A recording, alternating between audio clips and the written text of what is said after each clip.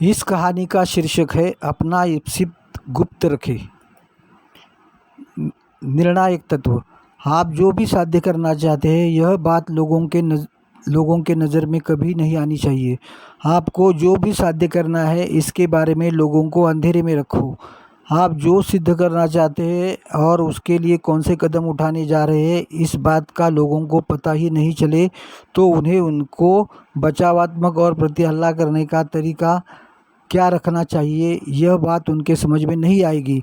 किसी एक ऐसे अलग रास्ते से उन्हें बहुत दूर तक ले जाए और सब कुछ अनजाने से धुंध में लपेट कर रख देना। जब उन्हें आपके इप्सित का या साध्य का पता चल जाएगा तब तक बहुत देर हो चुकी होगी। नियम भंग का उदाहरण। राजपुत्र बलदेव एक सरदार कन्या की मोह में आ गया। कुछ भी करके उसकी प्राप्ति करने की इच्छा से वह तिलमिला उठा, मगर उसके पास जाने की और उसके दिल को जीतने की उसकी सारी योजनाएं असफल होती जा रही थी। राजमाता माया देवी 70 साल की हो चुकी थी। उन्हें घराने के विवाह संबंध में जानने के हेतु राजपुत्र को उन्होंने अपने पलकों के नीचे लेने का फैसला ले लिया। मायावती ने राजपुत्र को समझाया और उसे यह बताया कि यह सब एक युद्ध की तरह है और ऐसा समझकर उसके लिए सारी योजनाएं तैयार करनी पड़ेगी और हर चाल को बड़ी गहराई से और चालाकी से अमल में लाना है। राजमाता माया देवी ने राजपुत्र को सूचनाएं देते हुए यह बात बता दी कि इसके आगे सरदार कन्या के संदर्भ में कुछ दूरियां बनाकर चलने की हिदायत दी और बर्ताव करने की सलाह दी। सारे बर्ताव में एक तरह की भावनिक अलिप्तता का स्पर्श होना चाहिए। सरदार कन्या को जब भी कभी मिलने का मौका आएगा तो उसके साथ मित्रता का व्यवहार करे, लेकिन सिर्फ उतना ही जितना किसी मित्र के साथ किया जाता हो। आगे होने वाले वाग्दत्त वधू या प्रेयसी की तरह नहीं।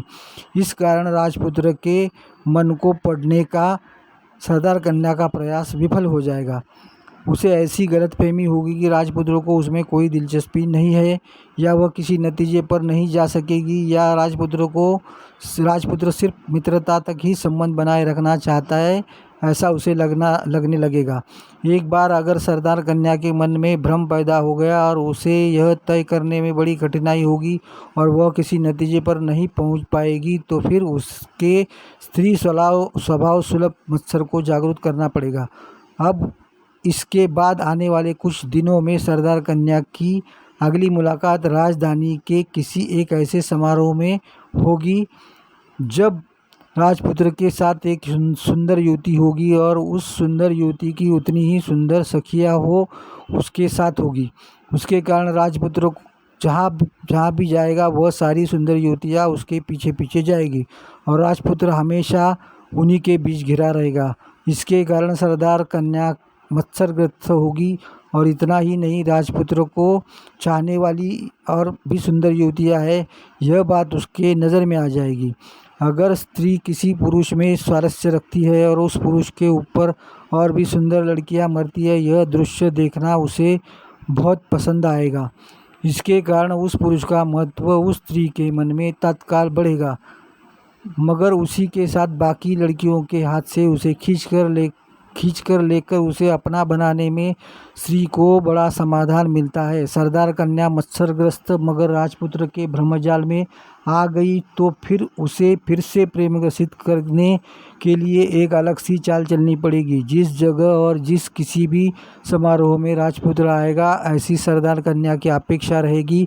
उन सारे समारोह में राजपुत्र नहीं जाएंगे और अचानक जिस जगह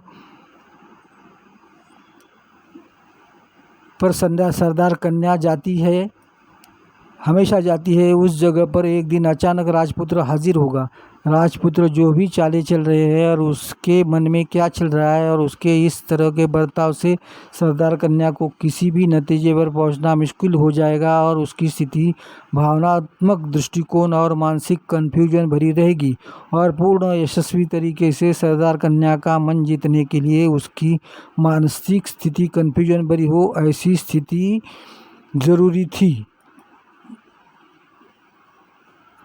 राजपुत्र ने बिल्कुल इसी तरीके से एक एक कदम उठाना शुरू किया और राजमाता के मार्गदर्शन के अनुसार सारी चालें चलना आरंभ कर दिया।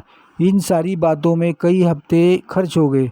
राजमाता ने अपने कुछ आदमी सरदार कन्या के आजू बाजू फैलाकर उसकी मानसिक स्थिति किस तरह की है इस तरह की खबरों को प्राप्त करने का आरंभ कर दिया। तब उन्हें यह बात पता चल गई कि सरदार कन्या बहुत ज़्यादा अस्वस्थ है और आजू बाजू के लोगों से राजपुत्र के बारे में पूछती रहती है। इसका मतलब राजमाता की सारी चालें कामयाब होती नजर आ रही थी और सारी घटनाओं से अपेक्षित परिणाम प्राप्त होते नजर आ रहे थे। अब सिर्फ 2 या 3 हफ्तों के समय का ही सवाल बाकी था। अगली 2 चालें चलने के बाद मोहित और प्रेम व्याकुल सरदार कन्या राजपुत्र को अपना हृदय अर्पित कर देगी, यह बात जैसे निश्चित हो गई थी। अगले हफ्ते राजपुत्र पहले जैसे तय हो गया था उसी के अनुसार सरदार कन्या के घर चला गया। जब वह दोनों एकांत में थे तब अचानक राजपुत्र ने अपने मन का नियंत्रण खो दिया और सारी योजनाएं भूलकर उसने सरदार कन्या का हाथ पकड़कर वह उसके प्यार में पागल है ऐसा उसे बता दिया। सरदार कन्या राजपुत्र के इन बातों से और अचानक हाथ पकड़ने से पूरी तरह हड़बड़ा गई, पर फिर भी उसने नम्रतापूर्वक राजपुत्र की क्षमा मांगकर वहां से अपने पैर खिसका लिए। राजपुत्र को वह ऐसी कोई हरकत करेगी इस बात की उसे बिल्कुल भी अपेक्षा नहीं थी। उसके बाद में 2 बार वह उसको मिलने के लिए गया मगर वह घर में नहीं है ऐसा उसे बताया गया। तीसरी बार उसने राजपुत्र से मुलाकात की मगर दोनों को बात करते वक्त असहजता महसूस हो रही थी। वो दोनों दिल खोलकर बात नहीं कर पा रहे थे। उन दोनों के बीच का आकर्षण अब पूरी तरह से खत्म हो गया था। अर्थबोध: राजमाता को प्रेम की कला का ज्ञान और स्त्री के मनोदशा की पूर्णतः कल्पना थी।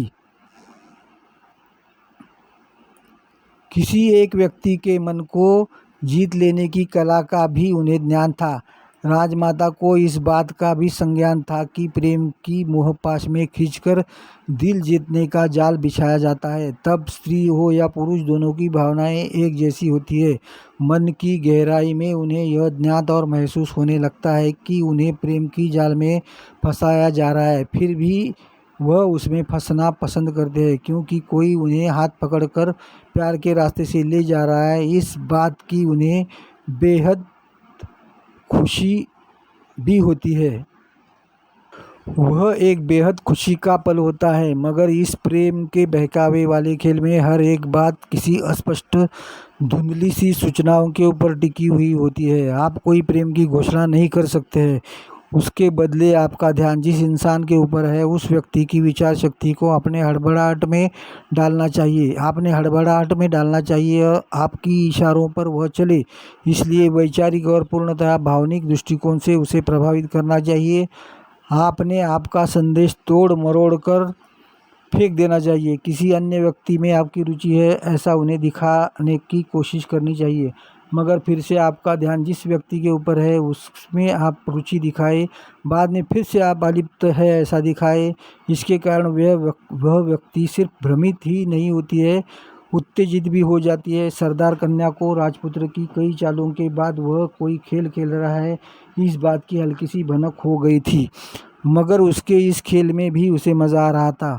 उसकी चालें उसे मोहित और प्रभावित भी कर रही थी। उसे वह कहाँ लेकर जाना चाहता है ये उसे पता नहीं चल रहा था मगर उस बारे में भी वह सुकून भरे माहौल में जी रही थी। राजपुत्र की चालों की वजह से सरदार कन्या की राजपुत्र की अगली चालों में दिलचस्पी बढ़ गई थी। सच पूछो तो मत्सर युक्त भावना और भावनिक हड़बड़ाहट उसे अलग ही तरह का आनंद मिल रहा था। कई बार अति सुरक्षित अवस्था का इतना जानलेवा तिरस्कार पैदा हो जाता है कि उसके बदले में कोई अन्य भावना हमें और अधिक अच्छी लगने लगती है। हो सकता है राजपुत्र का कोई गुप्त हेतु या संकेत हो, फिर भी वह उसका इंतज़ार करने के लिए तैयार थी। अगर पूरी तरह से उसे इंतज़ार करने को लगाया होता तो राजपुत्र को क्या साधना है इस बात का भी कोई महत्व नहीं रह जाता था। मगर जिस क्षण राजपुत्र ने प्रेम शब्द का उच्चारण किया उसी क्षण सब कुछ बदल गया। अब वह चातुर्य का खेल नहीं रह गया था, वह वासना का एक चातुर्यहीन प्रदर्शन था। उसका हेतु खुलकर सामने आ गया था। वह उसे प्रेम जाल में उलझाना चाहता था, उसी के लिए वह कोशिश कर रहा था। यह बात स्पष्ट होने के बाद उसने जो कुछ भी आज तक किया उसे नए सिरे से देखा गया। आज तक जो चालें उसे मोहमयी लगती थी वह सब उसे वासना से भरी हुई, गुस्सा देने वाली और गुप्त तरीके से उसे फंसाने वाली लगने लगी। सरदार कन्या को ऐसा लगने लगा था जैसे उसका इस खेल में एक मोहरा करके इस्तेमाल किया गया था।